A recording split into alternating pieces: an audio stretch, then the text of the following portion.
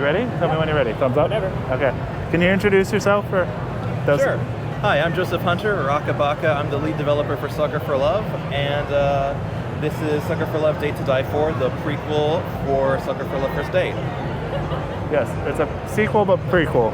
Yeah, prequel sequel. It comes second, but it is set chronologically before the events of the first one. Can you give some more insight about that? Like, what inspired you to do it as like a prequel, and also like how the events of the prequel tie into the actual original game? Sure. So that's all spoiler. Okay, the TLDR non-spoiler version, Yeah. but so basically, this story will sort of investigate how humans and eldritch deities dating became to be to begin with. okay. It follows a new protagonist and her efforts to romance the Black Goat of the Woods, which is the grandmother of the dateable love interest from the first game. Well, option 1, 2, or 3? 1 and 2. Okay, yes, because aren't they sisters, if I recall? Yeah. Lynetta and Esther are granddaughters of this one, Roxanne the Black Goat of the Woods. Okay. Yeah. And then, what inspired the story, though?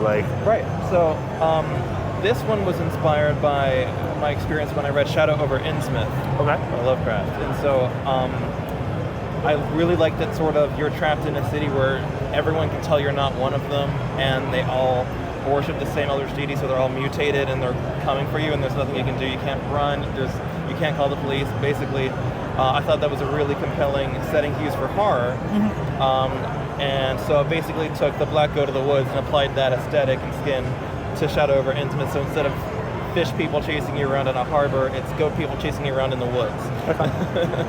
That's very fair.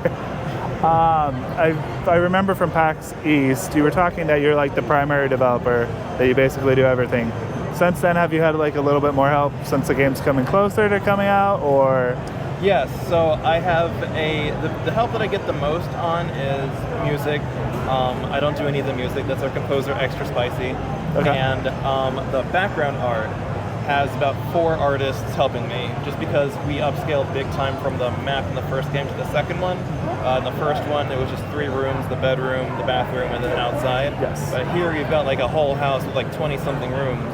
And so to make that happen and to kind of do this panoramic effect that I'll talk about in a second, we just needed kind of more manpower to be able to make it happen. Yeah. Yeah, and so we use this sort of novel 2D panoramic effect that I haven't seen in another game before. If they do it, it's usually in a 3D space and then made to look like with a flat image, but ours is a fully 2D, 3D turnaroundable environment where you can turn around in 360, despite the entire game taking place in a 2-dimensional engine. And that was basically us drawing every background distorted like a panoramic image. If you ever stood in a square room and took a panoramic, how it looks distorted like that.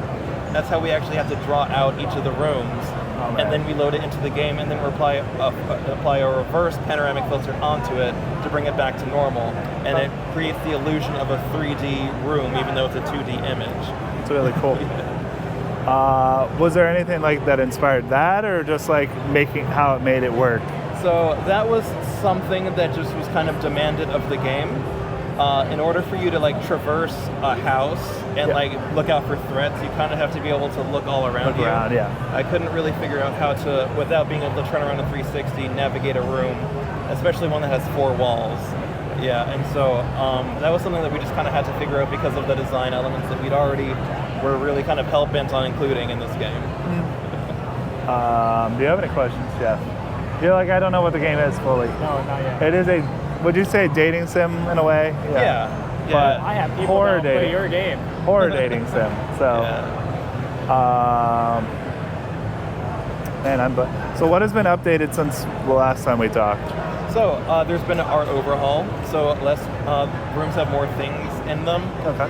That was when we were first getting the original demo out. We spent a lot of work just making sure that the house was navigable, that our panoramic system was running. But now that that's all said and done, we were able to now put some polish. So now rooms have more going on in them.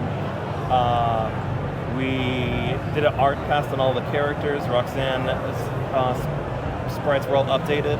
She's looking very good. She's Very Somebody difficult said to very draw. thick goat. Yeah. She's very difficult to draw because she's a 90s anime goat furry with a long snout, and there's not a whole lot of... with 4 eyes, too, and it's really hard to make that look attractive and how to make that sort of work from all these different angles, since goats have kind of very strange